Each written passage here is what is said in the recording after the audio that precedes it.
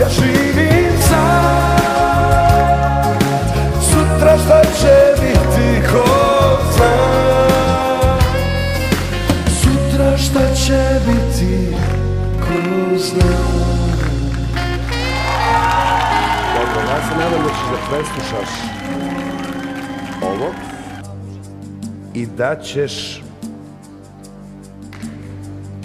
da, ukoliko odeš dalje, pošto ovo definitivno bilo tvoje nekako, kako bi rekao, odnosno šta kako bi rekao, tako bi rekao, najlošije izvođenje do sada.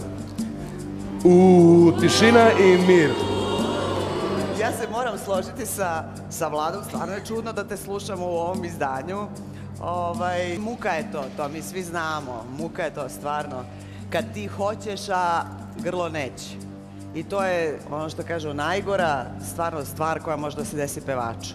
Možda se kod ostalih manje primeti, kod tebe se baš primetilo.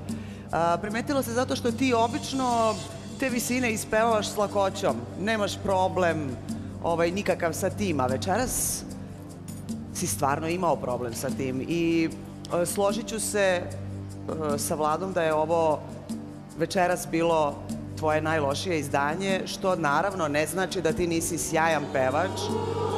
O, ljudi moji! Meni nije bilo lako dok sam te slušao jer sam razumeo tvoj problem. Na tebi je to definitivno ostavilo najviše traga od svih do sada.